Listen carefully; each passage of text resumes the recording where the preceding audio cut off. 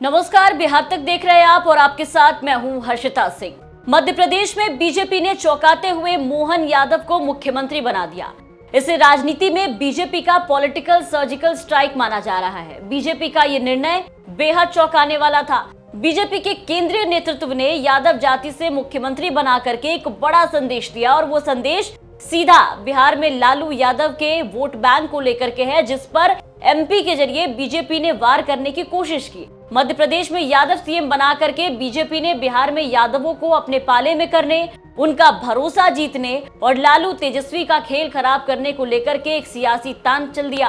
कल जब से अब मोहन यादव का नाम सीएम के तौर पर सामने आया, तब से लगातार बिहार में इसकी चर्चा होने लगी है कि देखिए कि 2024 लोकसभा चुनाव सर पर है। सब एक दूसरे को पछाड़ने में, पीछे करने में लगे हैं। विपक्ष एकजुट होकर के केंद्र की सरकार से लड़ने के लिए प्लान तैयार कर रहा था। तब तक बीजेपी ने मोहन यादव नाम का एक और सियासी तीर चला दिया, जिसने सभी को चौंका दिया। और अब सवाल कई तरह के उठने लगे और सबसे बड़ा सवाल ये कि मोहन यादव की ताजपोशी का बिहार पर कितना असर पड़ेगा। ये सवाल कल से लगातार बिहार की राजनीति में घूमता हुआ नजर आ रहा है, जिसका जवाब हर कोई जानना चाह रहा है। कहा जा रहा है कि बीजेपी ने ये मास्टर स्ट्रोक कर दिया है, तो इसका जवाब साफ साफ मिल पाना फिलहाल मुश्किल है। इसको ऐसे समझिए कि मोहन यादव का सिर्फ यादव हो जाना बिहार में काफी नहीं होगा बीजेपी के लिए। लालू यादव से इनके कैडर वोट को अलग करने के लिए यादवों के बीच सिर्फ सरनेम काम नहीं करेगा, प्रभाव भी काम करेगा। बिहार में लालू प्रसाद यादव, नीतीश कुमार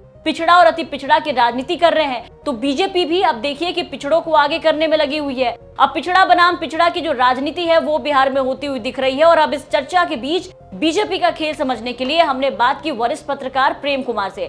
जरा सुनिए इस मुद्दे पर उनका क्या कहना है। मोहन यादव यादवों के सर्वमान्य नेता हो, ऐसी बात नहीं है। वे मध्य प्रदेश में आलाकमान द्वारा चुने गए उम्मीदवार हैं जो इस कुर्सी तक पहुंचे हैं। लेकिन बिहार हो, यूपी हो, यहाँ के यादवों में उनकी पैठ रही हो, यहाँ के यादवों के बीच उन्होंने कोई काम किया हो, ऐसा दिखता नहीं है। तो ऐसे में हमें याद आता है शरद यादव जी का नाम, जो मध्य प्रदेश से ही हुआ करते थे, जिनका जो नेचुरल लीडर थे, और उन्होंने यादव पट्टी में जाकर बिहार के मधेपुरा में लोकसभा चुनाव में लालू प्रसाद तक को हरा दिया था।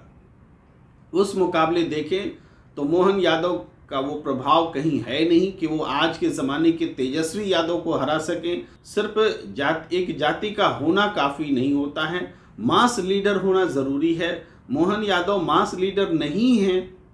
ऐसे में बीजेपी उनके यादव होने का राजनीतिक इस्तेमाल करने की कोशिश कर सकती है, लेकिन व्यक्तिगत तौर पर मोहन यादव यादव पट्टी में अखिलेश यादव या तेजस्वी यादव के लिए कोई चुनौती होंगे, ये हास्यास्पद बात लगता है।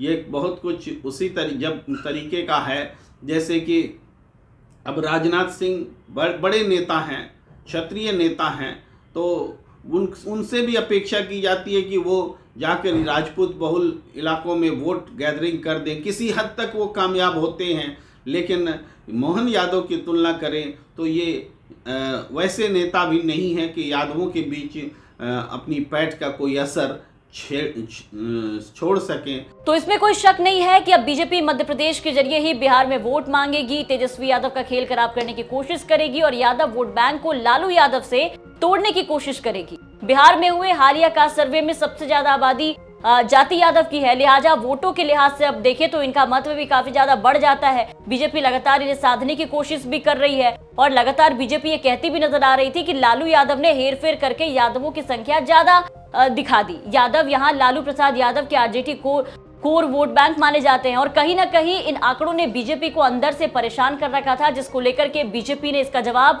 मोहन यादव के रूप में देने की कोशिश की। लेकिन एमपी में यादव सीएम देकर बीजेपी ने बिहार में खेल बिगाड़ दिया है, ये कहना फिलहाल मुश्किल है। ये तो आने वाले वक्त में पता लगेगा कि बीजेपी मोहन के जरिए बिहार में यादवों को मोहने में कितना सफल हो पाती है, लालू यादव का खेल बिगाड़ने में और उनके कोर वोटर तोड़ने में कितना सफल हो पाती है। लेकिन फिलहाल बीजेपी ये साफ मैसेज दे रही है कि पार्टी में अब पुराने पीढ़ी के लोगों को साइडलाइन करने का समय आ गया है और नए चेहरे को मौका दिया जाएगा। अब बीजेपी का ये नया दाव बिहार में आरजेडी के वोट बैंक पर कितना असर पड़ेगा, ये देखने वाली बात होगी। लेकिन आपको क्या लगता है, क्या लालू यादव से बीजेपी उनका वोट बैंक अलग कर पाने में कामयाब हो पाएगी? अपनी राय कमेंट करके जरूर बताएं और बिहार की तमाम खबरों के लिए आप देखते रहे बिहार तक।